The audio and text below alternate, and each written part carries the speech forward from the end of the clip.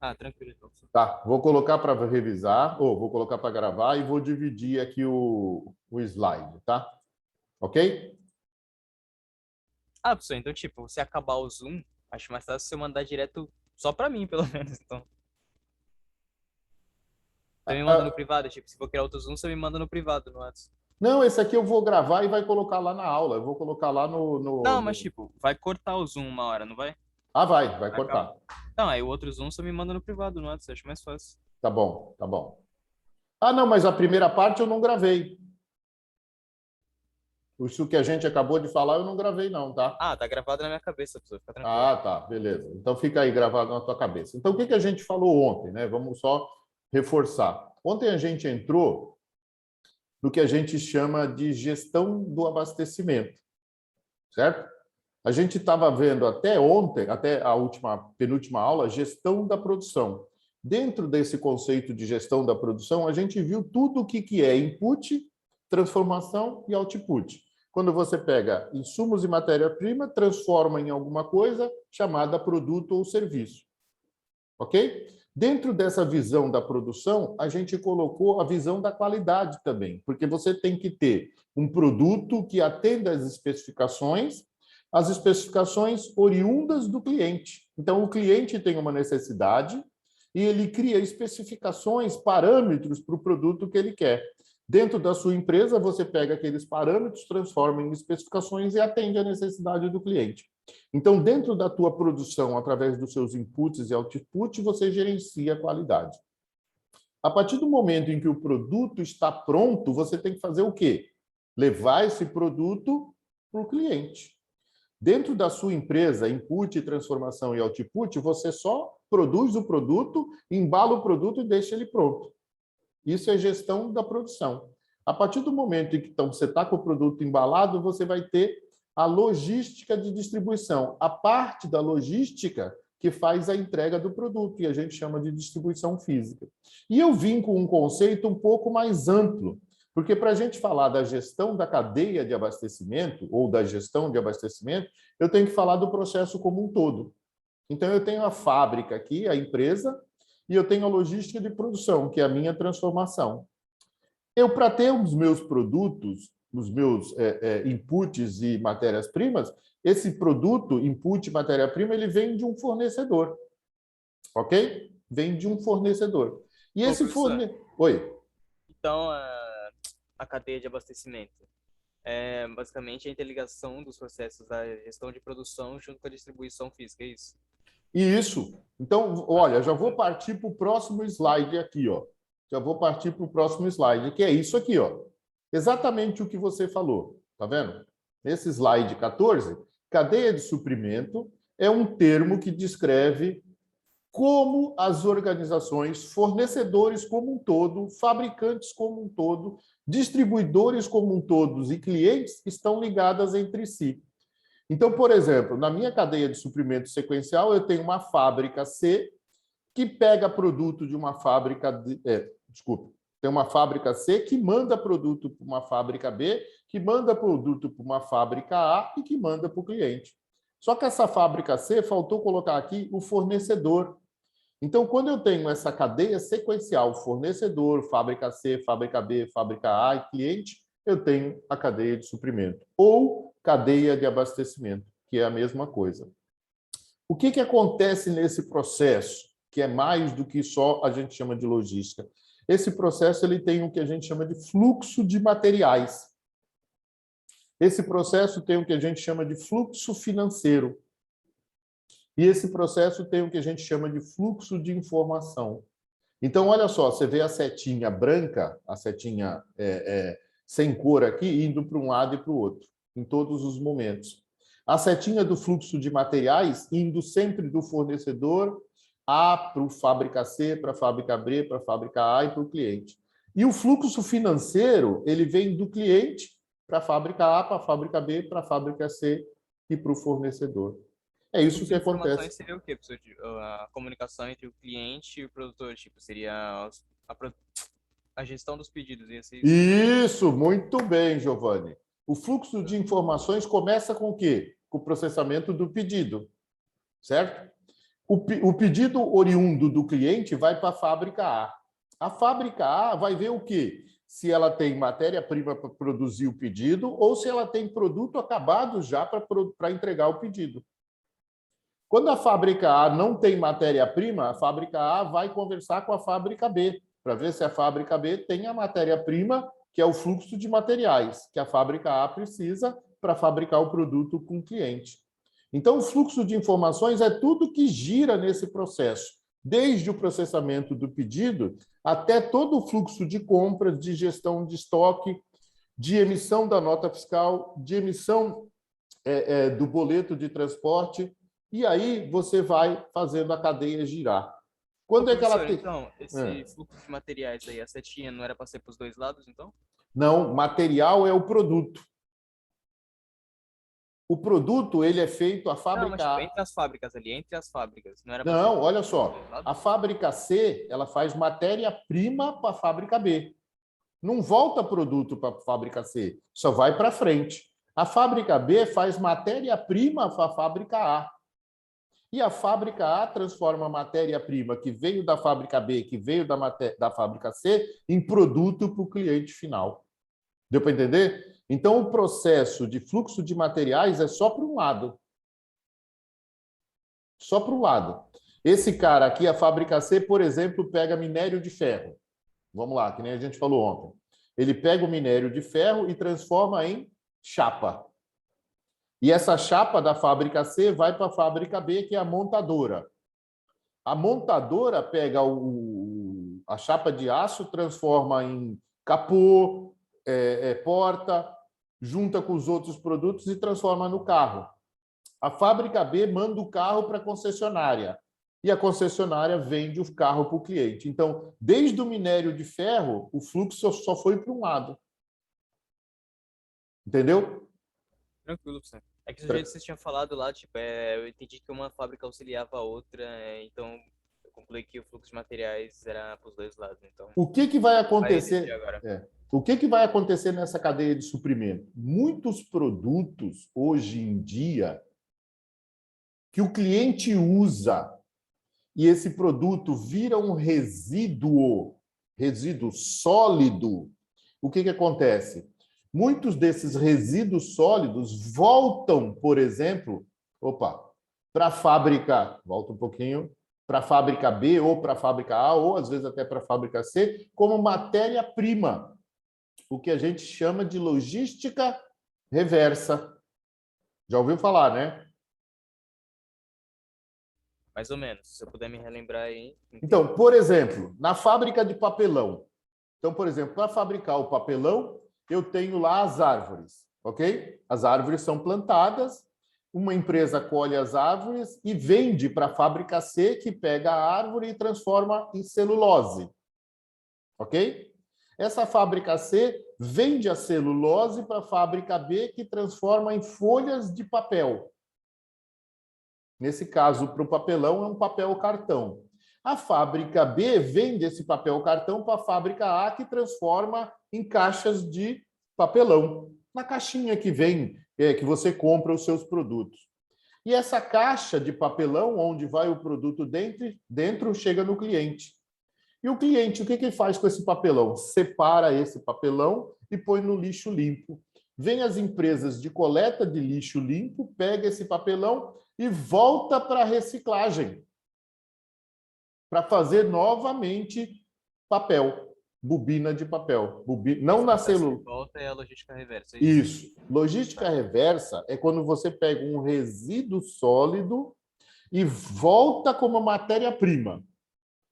Se esse resíduo sólido que você usou o teu produto e jogou fora esse resíduo sólido e ele não volta para a primeira empresa, não é logística reversa. É lixo, é destinação. Ok? Deu para entender a diferença? Só é logística reversa quando o resíduo sólido volta como matéria-prima. Mas existe alguma lógica reversa, tipo, volta para o destino inicial e não seja de reciclagem, tipo, algum produto que tenha que ser incinerado depois, alguma coisa assim, existe? Olha, existe. Por exemplo, Tem na área da indústria do petróleo, por exemplo, um resíduo que não é bem sólido, às vezes ele é pastoso, às vezes ele é líquido, que ele não serve, não volta para a indústria do petróleo, mas ele serve como indústria, para matéria-prima para a indústria cimenteira, para fazer cimento. Então, a indústria cimenteira hoje, ele é um dos grandes consumidores de matéria de resíduo sólido, líquido e pastoso para fazer cimento. Não volta para a matéria-prima oriunda, que é o combustível, mas volta para fazer um outro produto. Nesse caso, eles consideram também como logística reversa, tá? Ok? Por exemplo, se você pega a garrafa PET e volta para a indústria do plástico, lógico que é logística reversa. Mas se você pega a garrafa PET para fazer, por exemplo, uma árvore de Natal, você está reciclando o produto.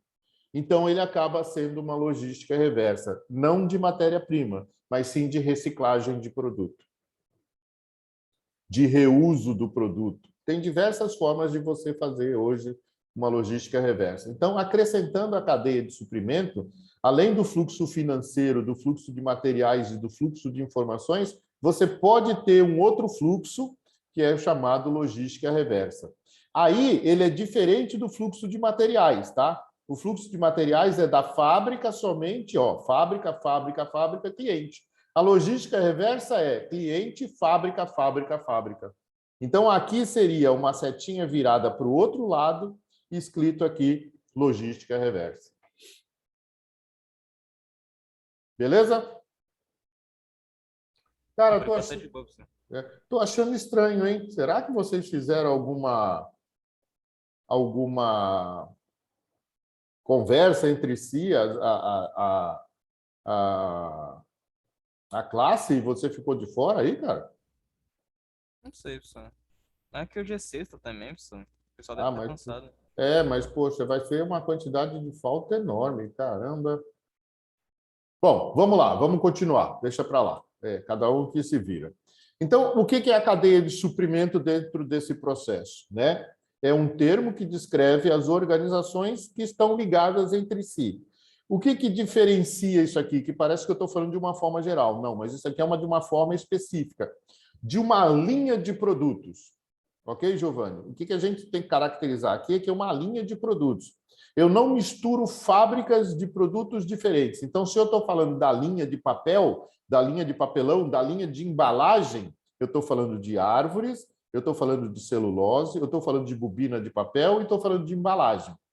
Ok? Então, é uma linha de produtos.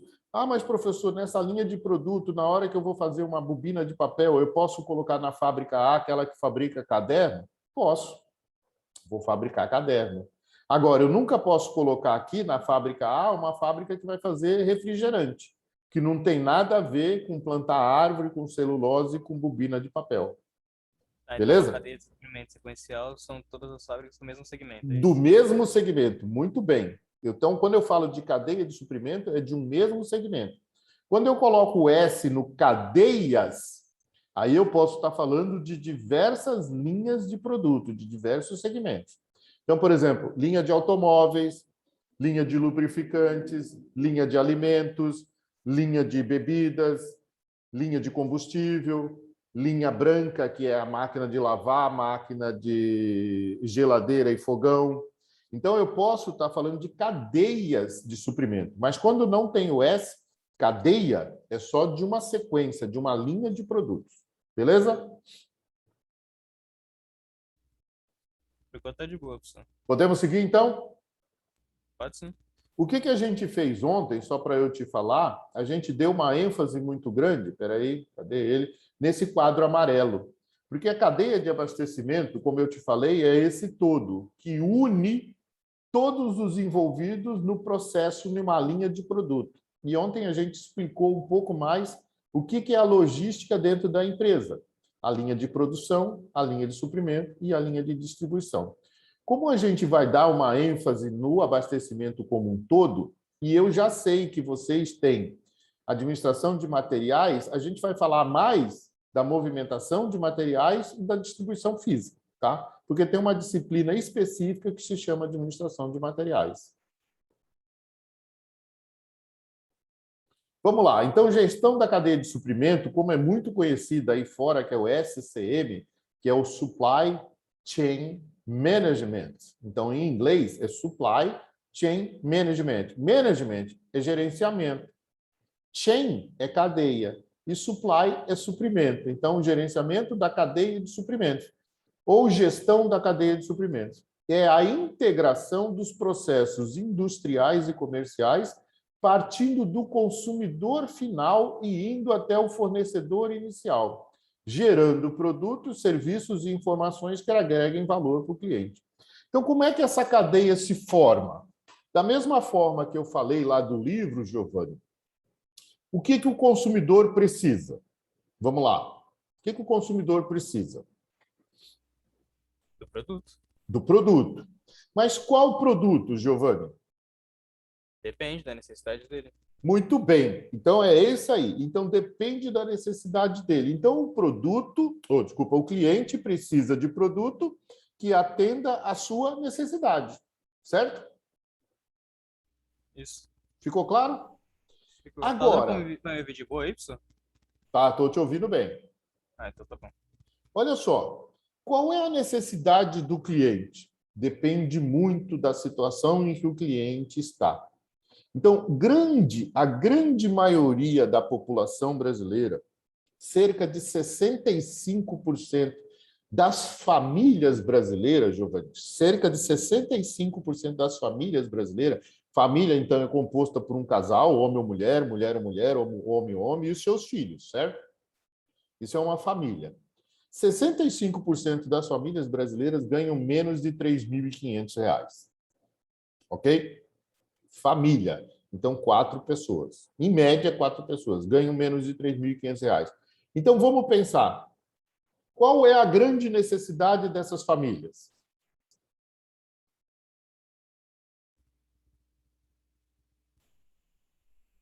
A grande necessidade das famílias que ganham pouco É. é um custo-benefício pelos produtos, é isso? Não. Mais específico. Qual é a grande necessidade que essas famílias têm? Ah, um de um salário maior ou preços menores, é isso? Não. Assim, ó, eu ganho, a minha família ganha R$ 3.500. Aonde eu gasto esses R$ 3.500? Para a gente ser bem específico. Qual é a minha maior necessidade? Aquilo que eu vou pensar primeiro. Ah, as necessidades básicas são isso? Isso, exatamente. E aí vamos mais, Giovanni. Aproveitando dentro daquela linha que você falou de propósito, quais são as necessidades básicas de um ser humano que ganha pouco? De uma família que ganha pouco? Comer, tomar Pô, banho. muito bem. Então, básica. Básicas são necessidades que a gente chama de fisiológicas. Olha só, estou entrando dentro da filosofia, tá? Tudo que é necessidade básica, em primeira ordem, a gente chama de fisiológica. Fisiológica tem a ver com fisio, com o corpo. Então, o que é minha necessidade básica inicial? Respirar. Cara, até, assim, graças ao bom Deus, o ar é grátis, tá? O ar é grátis. Então, Por eu não enquanto, tenho, né? por enquanto, eu não tenho que me preocupar em respirar, em pagar para respirar. Eu tenho que me preocupar em respirar. Tem que estar numa condição física boa e eu tenho que respirar. Ok? Segunda grande necessidade fisiológica. Vamos falar, dividir a básica em duas. Primeiro, básica fisiológica. A fisiológica tem a ver com o meu corpo. O meu corpo não é diferente do seu. Eu preciso respirar. Em segundo plano, beber líquido, certo? Segundo plano, beber líquido, Mas a ok? alimentação e É terceiro, Giovanni, terceiro. as Deixa eu duas não te... englobam em uma só, pessoal? Não engloba não. Se você tiver que optar, a primeira coisa você respira. Ah, eu sei que o ser humano ele É. consegue viver mais tempo só bebendo água do que comendo, mas eu pensei Isso, que é isso mesmo. englobava as duas. Não, engloba dentro de uma filosofia um pouco maior que você precisa beber e comer. Mas dentro do fisiológico, você precisa respirar. Sem respirar, você morre em 2 minutos, 3 minutos. A partir disso, se você não beber água, você morre num determinado tempo. Não lembro exatamente, às vezes 24 horas, dependendo muito do organismo. Sem alimentar, você pode ficar, às vezes, até 8 dias sem se alimentar. Mas dentro da fisiologia, respirar, beber e comer.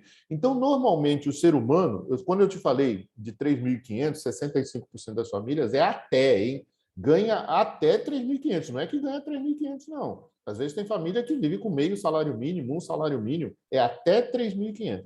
Então, a primeira preocupação delas é se alimentar. Por quê? Porque dentro da filosofia, a água normalmente é razoavelmente barata, né? Então, você tem que pagar a água, lógico, né? Você tem que pagar a água para você beber. Então, ar você respira, você paga a água. Normalmente, em muitos lugares, você não paga água, você tem que buscar água em algum lugar e depois você tem que se alimentar.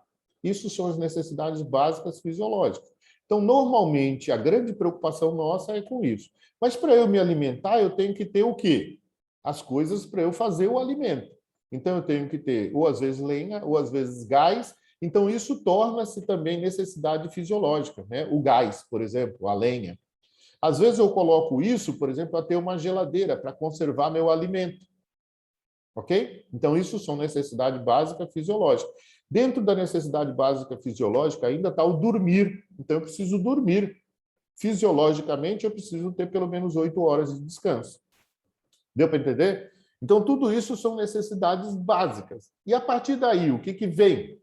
Quando eu começo a ter atendido as minhas necessidades básicas fisiológicas, vêm as necessidades básicas de segurança. Então, se você gosta disso, Giovanni, vá ver Pirâmide de Maslow.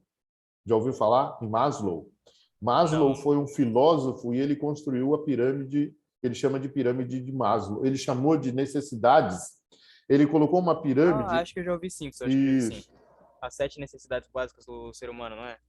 Na realidade, elas são 5 de acordo com Maslow. De acordo com outro escritor, pode chegar a 6 e a 7, tá? Mas de acordo com Maslow, são 5. Então, necessidades fisiológicas, necessidades de segurança, necessidades de autoestima, necessidade de autorrealização. Desculpa, eu pulei um. Necessidades fisiológicas, de segurança, sociais, autoestima e autorrealização. Então, de acordo com o Maslow, são essas 5 necessidades. Depois você me manda o nome dele no WhatsApp para me pesquisar sobre ele. Mando. Quando você não tem as necessidades fisiológicas atendidas, então você se preocupa muito com elas. Então, aonde eu vou dormir, o que eu vou comer, o que eu vou beber. Então, é essa a minha primeira preocupação. A partir do momento em que a sociedade ou essas pessoas têm as necessidades fisiológicas atendidas, aí elas vão se preocupar com as necessidades básicas. E quais são as básicas que estão acima do fisiológico e não são sociais? São as necessidades de segurança, as necessidades de emprego, as necessidades de educação e as necessidades de saúde. Cara, eu adoro a pirâmide de Maslow, cara. Se você gosta dessa filosofia dentro de propósito, vê a pirâmide de Maslow. Depois você Porque pega... essas aí, as de segurança, saúde, etc., elas englobam as outras, é isso, né?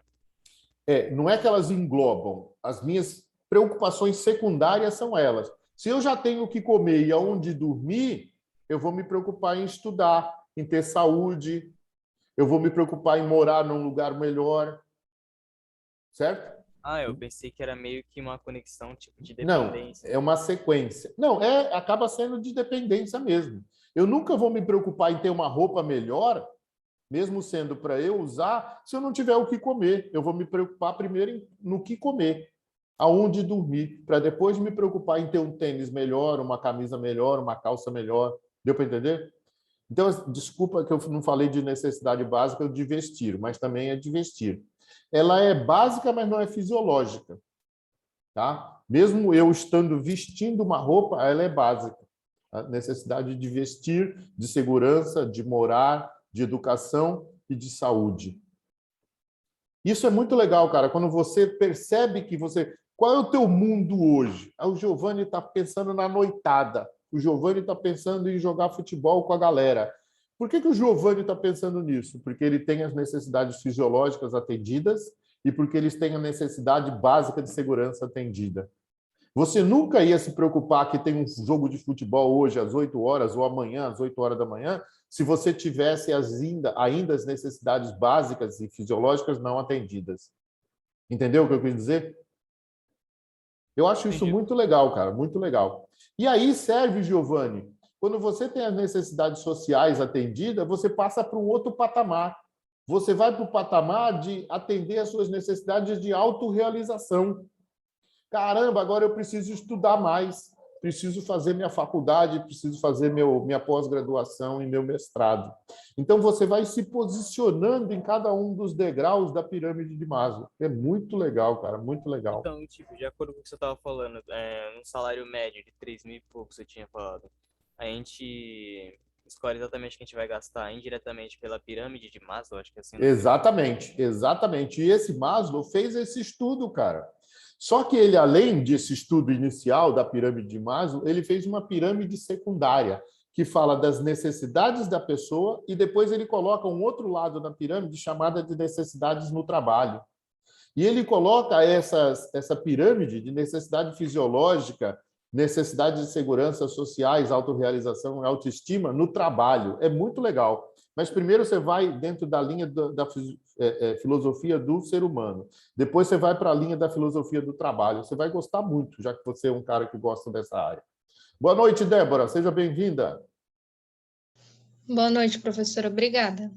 Tá. Então, Giovanni, a gente falou da gestão da cadeia, que é essa integração desses processos, ok? Industriais e comerciais, partindo do consumidor final. Então, o consumidor final, olha só, em função da onde esse consumidor final está dentro da pirâmide de Maslow, é que define a cadeia de suprimento. Deu para entender? Ah, por enquanto tá de boa, professor.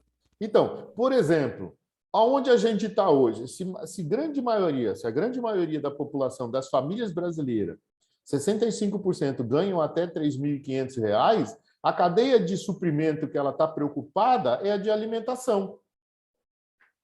Certo? A grande maioria está preocupada com a cadeia de suprimento de alimentação. Daí, esses países que a gente chama de terceiro mundo, que são os países que estão em desenvolvimento, se preocupam muito mais com fazer o alimento, grãos, proteínas, é isso que eles se preocupam. E o Brasil, por ter essa imensidão de terreno, se tornou um excelente produtor de grãos e de alimentos. Então, a gestão da cadeia de suprimento de grãos e de alimentos no Brasil é muito boa por causa disso. Por que a gente não é bom em tecnologia hoje? Que é a necessidade social, a necessidade de autoestima. Por quê? Porque a gente ainda está suprindo as necessidades fisiológicas e básicas. Por isso que a gente mas fica meio que num ciclo, não fica, professor? Fica. Porque, tipo, a necessidade básica é a alimentação, então, tipo, a gente acaba produzindo muito, Isso. mas só tem a matéria-prima, tipo, a gente não produz exatamente. A gente exporta a matéria-prima, eles produzem lá fora e vendem mais caro pra gente. A gente continua nesse estado. Continua. Mas olha só, Giovanni, qual é o estado em que essa cadeia fica? Eu, dentro da família que ganha até 3.500, só vou me preocupar com alimento. Nunca vou me preocupar em comprar aquilo que é vendido. Então, por exemplo, eu nunca vou comprar um café solúvel, eu vou comprar um grão de café ou um pó de café, porque eu não vou ter dinheiro para comprar o grão. Quem vai comprar o grão? É aqueles brasileiros que estão dentro dos 35% da família que ganham mais de 3.500. Então, olha só, quem está aqui embaixo nunca vai conseguir comprar o que quem está aqui em cima compra. Esse é o grande problema do desequilíbrio da sociedade brasileira, que se ajustou um pouquinho lá na época de 2000, 2005, 2006, que a população mais pobre conseguiu ganhar um pouco mais de dinheiro e subir um degrauzinho da pirâmide de Maslow e começou a pensar em necessidades sociais, coisa que hoje o governo não permite. Porque o pobre é pobre. O pobre tem que se preocupar em alimentar, em ter dinheiro para comprar o gás e comida. Não é isso que eles enfatizam? E o próprio ministro, né, o nosso ministro da Educação, ele fica abismado quando uma empregada doméstica consegue viajar para o exterior. Isso nunca podia acontecer, né, dentro da filosofia de um país que quer que todo mundo cresça. O que tem que ter dentro da filosofia? É que você consiga sair das suas necessidades fisiológicas e ir para a básica, ir para a social, ir para a autoestima e para a autorrealização. Se todo mundo conseguisse chegar, pelo menos, na necessidades sociais atendidas, cara, ia ser totalmente diferente. O nosso pensamento ia ser diferente. A nossa cadeia de suprimento ia ser diferente. Eu não ia me preocupar com o alimento. Lógico, não posso esquecer nunca do alimento. Alguém tem que produzir o alimento. Mas eu já estaria em outro nível, que eu estaria me preocupando com necessidades sociais. Poxa, amanhã eu tenho um show para assistir. Pô, imagine ter a condição de assistir um show, rapaz. Para você ir assistir um show, você tem que ter as outras necessidades atendidas. Aí, o que acontece? A gestão da cadeia de suprimento do teu país muda completamente. Mas isso não é fácil, isso é ao longo de décadas, Giovanni. E aí, Débora também, que está escutando agora. E eu vou fazer 60 anos daqui a 2 anos. Desde que eu me conheço como gente, o Brasil está em crise. Quando é que a gente vai mudar isso, cara? Não sei. Não sei. Eu acho que eu vou morrer e não vou ver o Brasil fora dessa crise, cara. Professor, Oi. como assim exatamente a cadeia de suprimentos ela acaba mudando? Porque você acaba se preocupando com outras necessidades. Lembra que o consumidor final é quem puxa a cadeia? Eles mudam os segmentos, é isso? E isso muda o segmento. Não vou dizer que o alimento não seja preocupação. Tem que ser sempre preocupação, porque você tem que ter o alimento dentro da sua casa. Então, alguém tem que prover o alimento. Mas você já ganha dinheiro e você sabe que vai conseguir comprar. O problema é quando você não sabe que vai conseguir comprar. Você vende um almoço para comprar janta. Você já deve ter ouvido falar nesse ditado. Vender o almoço para comprar janta. O que a gente tem que saber é que eu tenho condições hoje de comprar o almoço e comprar janta e posso me preocupar em ir no cinema, ir no show, em marcar um futebol com os amigos. Eu estou começando a puxar uma outra cadeia. Como consumidor final, eu começo a puxar uma outra cadeia. A cadeia do entretenimento, a cadeia da alimentação fora de casa, a cadeia da bebida fora de casa. São outras cadeias que eu consigo puxar. E aí essas cadeias vão trazendo novos empregos, nova geração de renda, e é isso que a gente está estagnado hoje. A gente está se preocupando muito em suprir a população de alimento, né? Enquanto a gente tiver isso como ideia, a gente não avança. Ok? Mas, professor, Oi. isso aí, tipo, tá meio que envolvido muito com a corrupção também, né? Porque, tipo, já deve ter passado pela cabeça deles que tem que mudar um pouco esse segmento também, né? Tipo, não dá pra investir só no setor alimentício, tipo, se a gente não for começar a produzir também os Ó, produtos. Giovanni, eu concordo com você, mas o problema não é só a corrupção. A corrupção é aquela ganância das pessoas que estão dentro de um processo. E aí ele enxerga a facilidade, o dinheiro rolando a rodo, o dinheiro está cheio, ninguém toma conta, ele vai lá e vai fazendo uma forma de pegar. O que assim, Marcelo Garcês, não professor Marcelo Garcês, tá? O que eu penso é que é uma coisa pior do que isso. É que quem é dono do sistema, quem é o mega milionário, ele não quer que a gente cresça. Ele quer que a gente continue sendo mão de obra barata e consumidor do produto dele. Não importa em que camada da minha necessidade eu esteja, se é na fisiológica, na básica ou na social. Ele quer que eu continue sendo mão de obra barata e consumidor do produto dele. Porque enquanto eu for um trabalhador que ganha pouco e que eu tenho que consumir o produto dele e é ele que vende, o que ele tem? Ele tem lucro, grandes lucros, e ele continua vivendo o bem bom dele. Então, ele não quer o que eu chamo de sistema. Eu gosto de falar, e eu falo isso no meu livro, o sistema, por si só, não vai permitir que eu cresça. Quem tem que crescer sou eu com as minhas atitudes e com a minha vontade, porque o sistema não vai me permitir crescer, cara. Pô, mas é difícil mesmo assim, acho, professor, porque, tipo, a gente tem as necessidades básicas pra suprir, né? Como o senhor falou, então, tipo, é muito pouca coisa, é difícil. Não sobra, não sobra. E eu falo isso no livro, Giovanni. Eu falo que para nós, não sobra tempo para me dedicar ou para nos dedicar a outras tarefas que não correria do dia a dia. O que você Não sobra faz? tempo nem recurso, né? Então, o que você faz? Então, pega, eu fiz muito tempo, eu fiz muitos anos isso.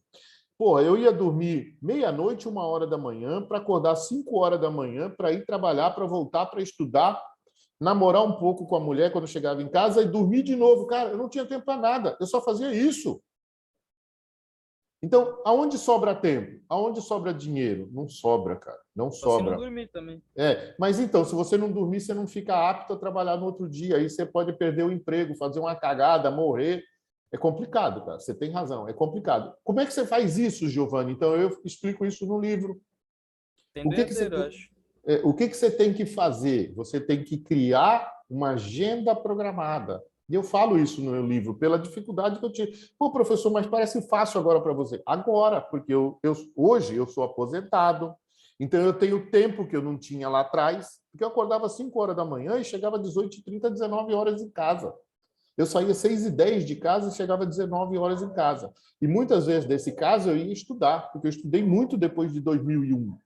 Por quê? Porque eu criei minha agenda programada e fui buscar situações diferenciadas, inovadoras em que eu pudesse. Hoje eu estou com esse projeto aqui, ó. Tá vendo? Hoje eu estou com esse projeto. Provavelmente até o ano que vem eu estou lançando esse projeto no mercado para vender, para gerar renda e gerar riqueza. Esse é aquele da sinalização que você falou? Isso, exatamente. Então nós estamos no finalmente para começar o teste na academia. Então provavelmente até dezembro a gente quer começar os testes e fazer testes. Dezembro, janeiro, fevereiro, aquilo que eu falei para você, criei um MVP, vamos fazer o teste, vamos pegar o feedback, vamos melhorar tudo que tiver que melhorar, e em março a gente está lançando o produto no mercado. O senhor prototipou ele já? Já prototipei, já tem protótipo. Esse produto aí já é marca registrada, eu tenho a marca registrada do Fightmeter, eu tenho o pedido de patente do projeto. Então, tudo aquilo que eu falei para você, eu ensino no livro. Para a pessoa... Vai que eu lanço aquele meu produto lá que eu tinha conversado com o senhor antes. Aquele que você mandou. Isso, aquele que eu mandei.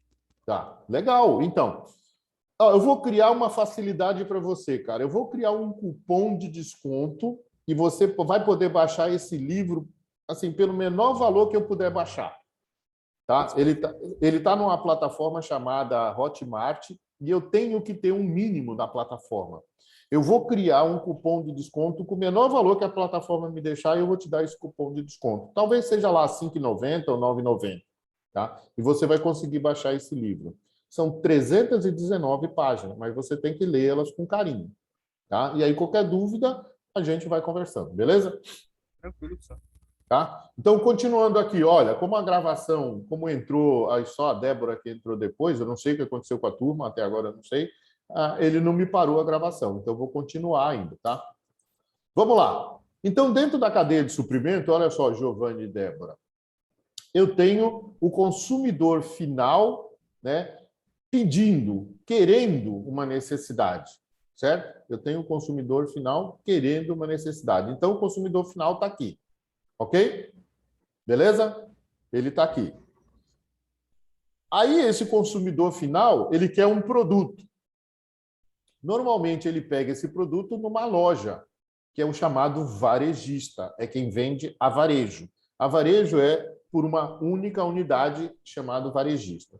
Só que esse cliente final, ele também pode pegar isso aqui num e-commerce, ok?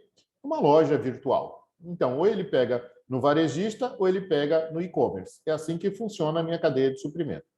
Esse varejista, ele tem que comprar de alguém, de um atacadista, de um distribuidor ou de um centro de distribuidor.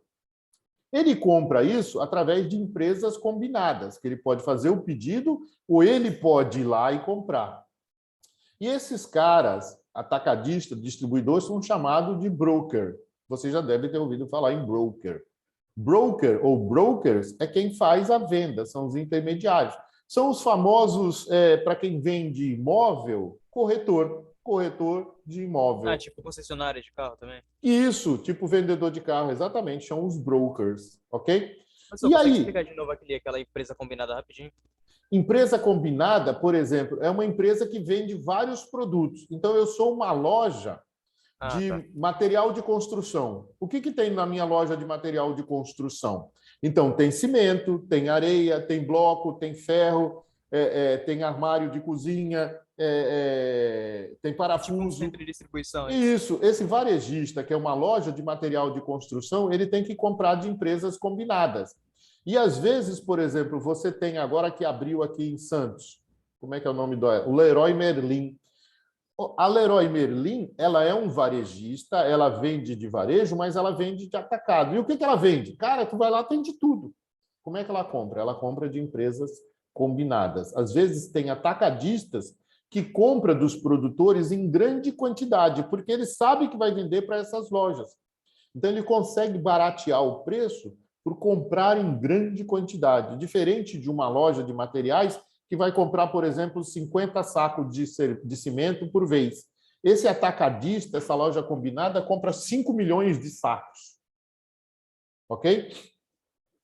Então, nesse caso, vale mais a pena, às vezes, eu, o varejista, comprar de um atacadista, porque o atacadista tem condições de comprar em grande quantidade, do que eu, o varejista, comprar de um produtor, que eu vou comprar 50 sacos. O cara nunca vai vender para mim o preço de 50 sacos, o mesmo preço que ele vende de 50 milhões de sacos do Acho que na maioria atacadista. das vezes, pessoal, vale mais a pena comprar de atacadista, né? Isso, grande maioria, porque o atacadista, ele é um grande comprador.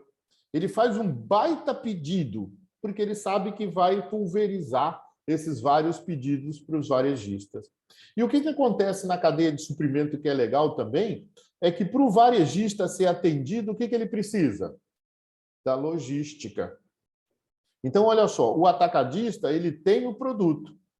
E esse atacadista, ele é o fornecedor do varejista. E por ser o fornecedor do varejista, ele tem que ter a logística de distribuição dele para chegar no varejista. E o varejista, muitas vezes, ele disponibiliza para o cliente final também a logística, a entrega, o delivery.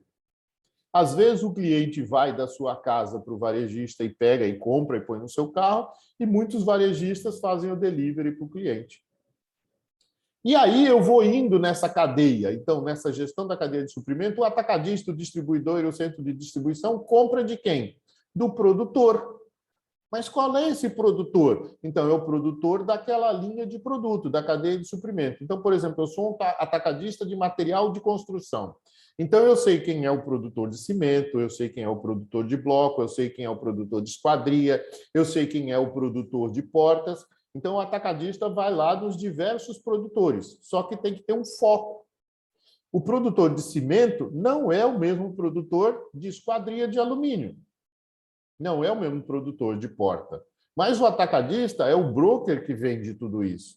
O produtor em si, ele tem um foco. Dificilmente você vai ter uma empresa que tenha diversas fábricas dentro da própria empresa. O que pode ser é uma empresa que tem uma outra gama de empresas. Por exemplo, a que faz a Colinos, a que faz shampoo, como é que é o nome dela? Caramba, esqueci agora. Não sei, pessoal. A que faz a pasta de dente, a que faz o sabonete. Caramba, esqueci. Depois eu lembro o nome. Ela tem... Colgate? Não é a Colgate. A Colgate hoje é uma marca, Débora, mas tem uma fábrica que fabrica a marca Colgate. Por exemplo, a Johnson Johnson. A Johnson Johnson. A Johnson Johnson é uma grande produtora e ela tem diversas linhas de produto. A Johnson Johnson faz de tudo, faz até vacina hoje, né? Então, a Johnson Johnson é uma matriz e ela tem diversas filiais, mas as filiais são produtoras de foco. Cada uma faz um tipo de produto. E esses produtores também têm sua logística, transportam produto para os seus clientes. Nesse caso, o atacadista é um cliente do produtor. O varejista é um cliente do atacadista. E nós somos o cliente final. Em função da nossa necessidade aqui, é que vai gerando essa cadeia. Aí o produtor, ele tem a necessidade de quê? De um fornecedor. Então, por exemplo, o produtor de ferro, de chapa de aço, ele tem a necessidade do minério de ferro. E quem é que vai buscar o minério de ferro? Então, é a mineradora. Quem é que produz o grão? Por exemplo, o grão de soja. Então, é o fazendeiro de soja. Quem é que produz o milho? O grão de milho. É o produtor de milho. E assim sucessivamente. Então, você, quando vai na cadeia de suprimentos, você tem até que ir até o último fornecedor. Então, por exemplo, na mineradora, pô, professor, a gente não acaba na mineradora. Não acaba, porque eu tenho a máquina que vai fazer a perfuração no solo. Eu tenho que ter a máquina que vai pegar esse minério de ferro e pôr no caminhão. Eu tenho o caminhão que vai levar para o produtor. Então, tudo isso ainda são insumos da mineradora. Eu não acabo aí. Se a gente for pegar, esse caminhão, ele é feito de material. Olha só, o caminhão ele é produzido por alguém. Então, dentro da mineradora, não é o último fornecedor, porque eu ainda tenho que ter a movimentação do minério na mineradora. E isso tudo englobado, turma, vai fazer uma coisa que a gente hoje não enxerga muito, mas que são os operadores logísticos. São todos os processos de logísticas envolvidos em cada um desses pedacinhos. Do fornecedor inicial até o produtor secundário, atacadista terciário, varejista quaternário, até chegar no consumidor final. E olha só como é legal, a gente criou aqui uma cadeia, uma gestão da cadeia de suprimento, olhando a figura principal, consumidor final. Então vamos pensar aqui, ó, cara, eu adoro essa filosofia, Giovanni e Débora. Vamos pensar numa coisa ruim, tá? Eu gosto de pensar nessa coisa ruim como uma solução. Mas vamos pensar, quando a gente fala em drogas, droga mesmo. Vamos pensar numa droga aí chamada cocaína. Quem eu tenho que combater, turma? Dentro dessa visão da cadeia de suprimento. Quem eu tenho que combater, turma? Vocês dois, Giovana e Débora. Eu Giovanni acho e que o Débora. consumidor final, né? Caraca, Débora, você matou já? Você nem falou. Achei que você ia falar o produtor da Coca.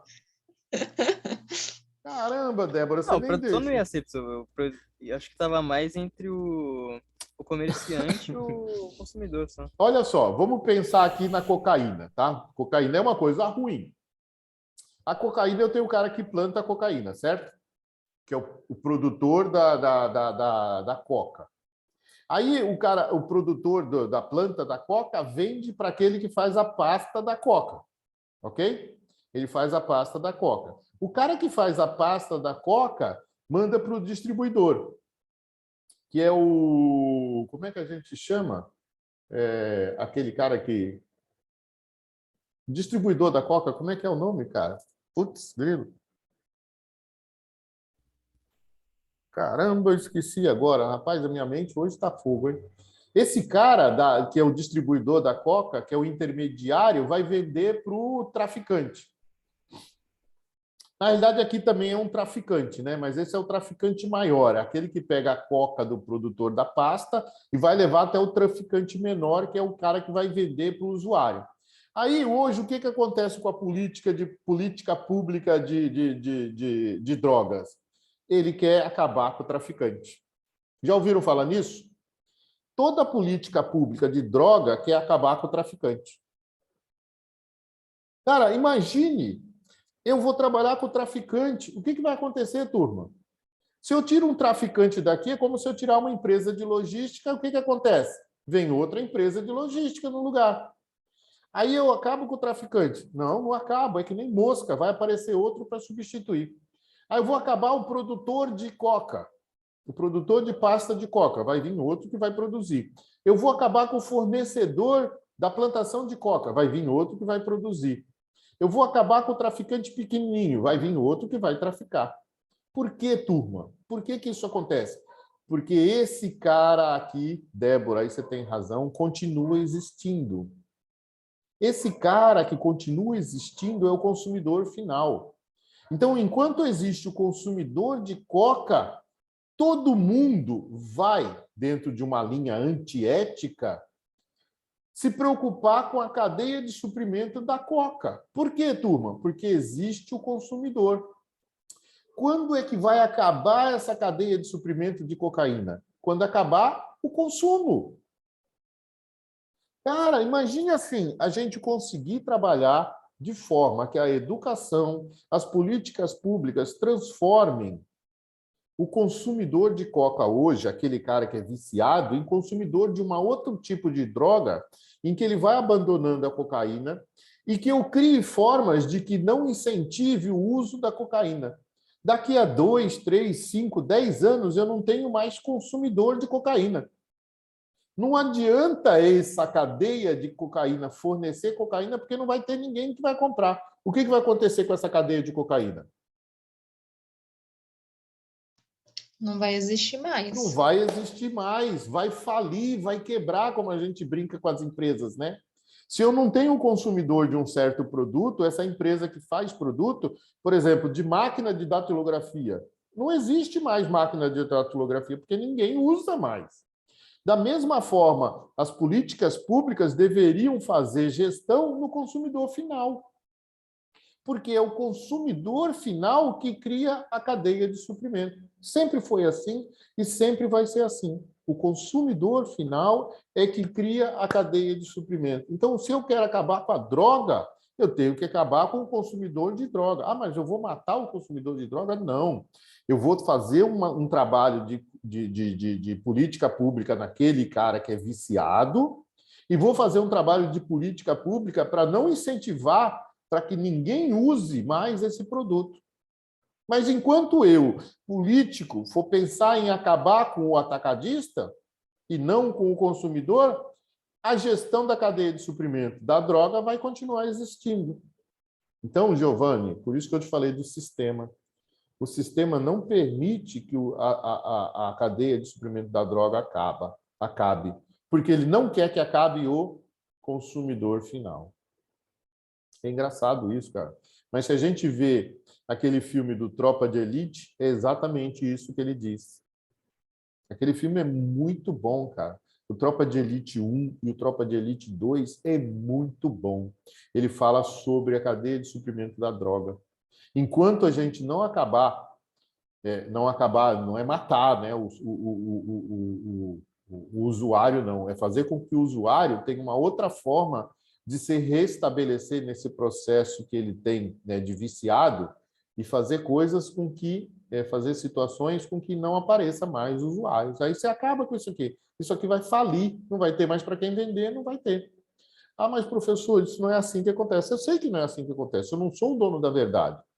Por isso que tem que colocar especialistas aqui, né? Especialistas que façam políticas públicas para que essa cadeia de suprimento desapareça. Enquanto eu colocar gente lá que vai querer acabar com o atacadista, né, que nesse caso é o traficante, isso não vai acabar, pô. Não tem jeito de acabar.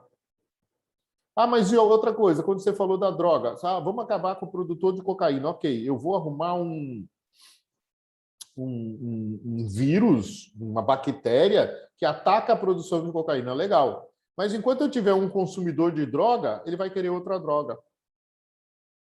E aí vai vir alguém que, em vez de plantar cocaína, vai plantar uma outra substância que vai servir de droga para o usuário.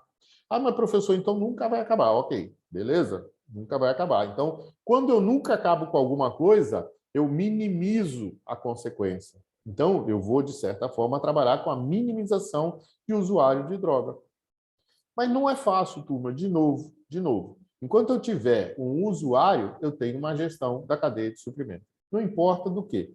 Mas o que eu quis trazer com vocês é que quando a gente acha que a cadeia de suprimento vem por causa do fornecedor, não. É isso que eu quero dizer. Toda a cadeia de suprimento ela vem por causa da necessidade do cliente.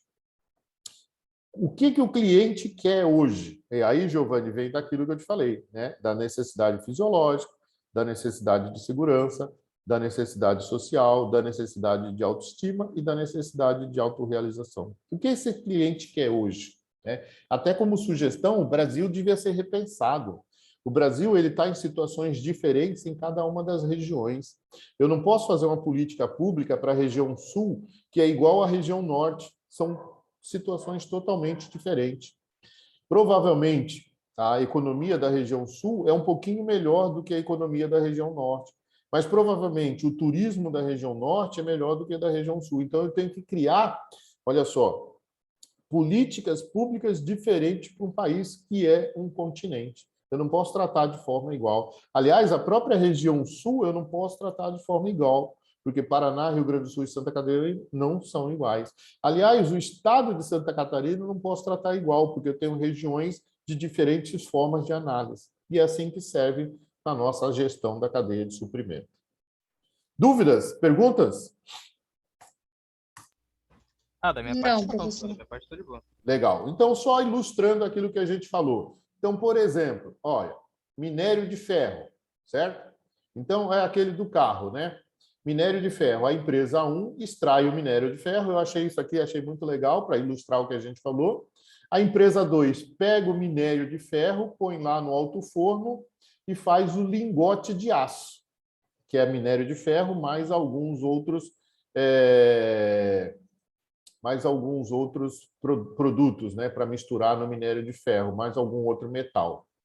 Aí a empresa 3 pega esse lingote de aço e forma o metal laminado, que são chapas fininhas, que é o que vai fazer a porta do carro, as outras partes do carro. Essa empresa que faz o metal laminado manda para uma empresa que faz a porta. Então, ele pega o laminado, corta do tamanho adequado, faz as ondulações adequadas e faz a porta. Essa porta ou qualquer outra parte, né, o capô do carro, vai para a empresa que monta o carro. Essa empresa que monta o carro manda para a empresa que prepara, faz a preparação final, que normalmente é a concessionária, e a concessionária vende para o consumidor final. Mas por que ela vende para o consumidor final? Né? Por que ela vende para o consumidor final? Porque normalmente é o consumidor final que faz o pedido. Esse cara vai na concessionária e faz todo o processo inverso para chegar aqui na extração do ferro. Então, dificilmente uma empresa faz carro porque quer. Ela faz carro porque sabe que o mercado vai consumir carro. Certo? Da mesma forma, o alimento. Ela faz o alimento porque sabe que o mercado vai consumir o alimento. Vamos ver se tem mais um outro exemplo. Agora já vem as formas de fazer isso. Ok? Como é que eu faço isso? Então, voltando aqui para o carro, essa forma de fazer o carro, quando a empresa produtora sabe que vai ter o consumo, ela faz o carro primeiro. Quando ela sabe que vai ter o consumo e faz o carro primeiro, ela tem o histórico de venda desse carro, ela faz o carro primeiro e manda para a concessionária, a gente chama isso de sistema empurrado. Mas ela não faz isso de imaginação, não, tá? Ela sabe que o mercado vai consumir, então ela empurra o carro. Chega na concessionária, a pessoa lá, mas eu tenho 10 tipos de carro. Não, mas são 10 modelos de carros diferentes. Então, um é um carro motor 1000, um é o carro motor 1300, um é coupé, um é hatch, um é SUV, e aí eles vão fazendo os modelos de carro porque sabem que tem consumidor para esses modelos de carro. O que algumas empresas, fabricantes de carro, fez foi colocar um kit para diferenciar o modelo do carro. Então, por exemplo, eu entro lá na internet e falo assim, olha, eu quero um SUV, mas eu quero meu SUV com teto solar. Eu quero meu SUV com câmera de ré, com aviso de sonoro de câmera de ré. Eu quero o meu carro que tenha freio ao chegar próximo, freio automático ao chegar próximo do carro da frente. Isso normalmente não vem de fábrica. Com raras exceções, isso não vem de fábrica. Então, você monta o seu kit, você adiciona. E, às vezes, eles chamam isso de sistema puxado, porque você coloca dentro do modelo daquele carro básico alguns adicionais, alguns acessórios adicionais. Mas eles chamam isso de puxado, mas não é puxado, porque o carro já está pronto. Você só opta por pôr os adicionais. Só seria puxado se você escolhesse tudo e o cara montasse o carro a partir do teu pedido. Ele não. Ele incrementa dentro do modelo de carro alguns acessórios. Então, isso não dá para ser chamado de puxado. Isso continua sendo empurrado. Até, aliás, a quantidade de acessórios disponíveis mostra que é um sistema empurrado, porque está lá a quantidade de acessório e você pega aquele acessório que já está pronto, põe no carro, e aí teu carro fica com um acessório a mais, mas não deixa de ser empurrado. Então, puxado Mas não sou eu que escolho. Peraí, vai, Débora primeiro. Giovanni, peraí. Mas não sou eu que escolho o carro. Eu vou lá na concessionária e eu escolho. Eu quero um carro, um simples ou um todo completo. Ok. Aí, no caso, eles já fazem uma programação, digamos. Não, já está pronto, Débora. O carro que você quer já está pronto. Mas aí, às vezes, fala assim, eu quero da cor tal, aí eles não falam que vão pedir, ou eu quero, tipo eles assim, falam que vão. Eu vou na concessionária, eu quero um carro simples. Aí o Giovanni quer um carro completo. Ok. Aí ele, ou ele quer alguma cor que não tem, aí não é diferente ou não? Olha só, imagine você numa linha de produção, Débora, em que você vai fazer carro vermelho. Aquele carro que você quer mais simples, vermelho. Você vai fazer um carro vermelho? Não tem. Na linha de produção, que a gente viu na gestão da produção, não tem como fazer um carro vermelho. Então, eles têm um lote mínimo. Então, por exemplo, eles fazem 100 carros vermelhos. Então, ele atende o seu pedido de um carro vermelho num lote que já está pronto de 100 carros vermelhos.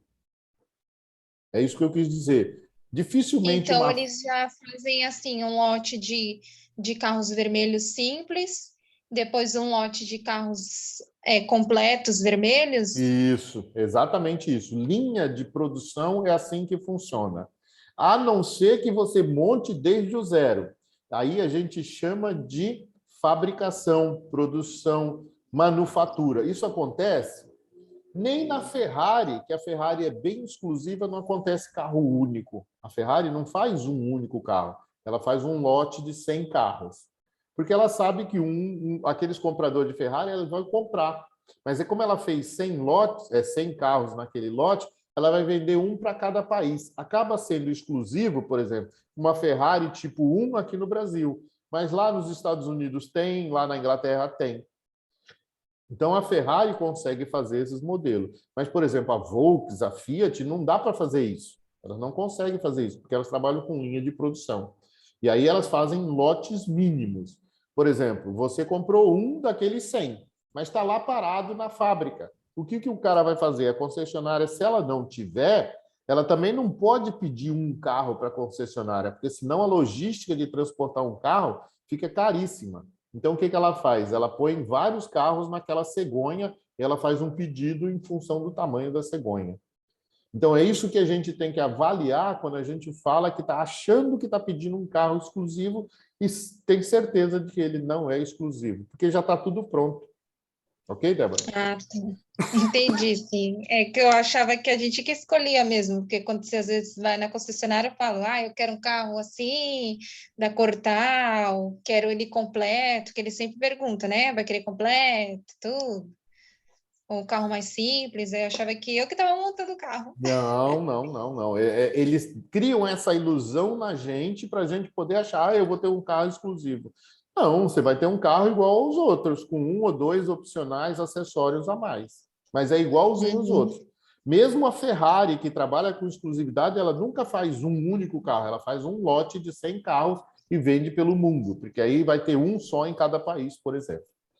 Fala, Giovanni, você ia fazer uma pergunta. Então, isso aí é o sistema empurrado que você falou. Eles Isso. produzem tantos lotes de acordo com a oferta e a demanda que eles sabem que vão ter. Isso, O exato. puxado seria uma certa customização que eles iam fazer, tipo, é um veículo específico da pessoa. Isso. Tipo, desde o momento da produção.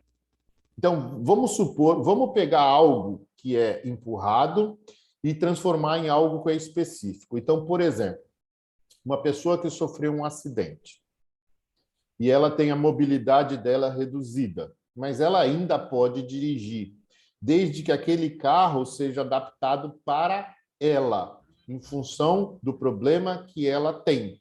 Então, ela chega em algum lugar que monta esse kit para ela e pode personalizar aquele kit. Então, por exemplo, ela quer uma SUV, vamos falar que ela quer um Tigo 8, né?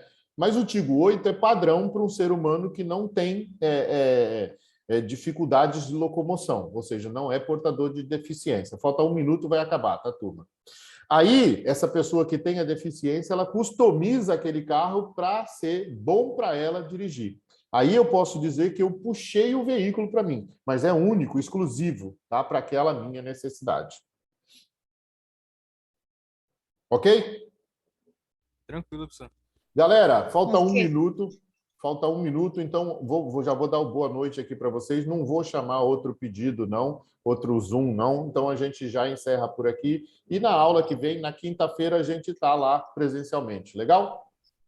Tranquilo. Tá bom, professor. Boa noite para vocês, então. Tenham um ótimo final de semana. Até semana que vem.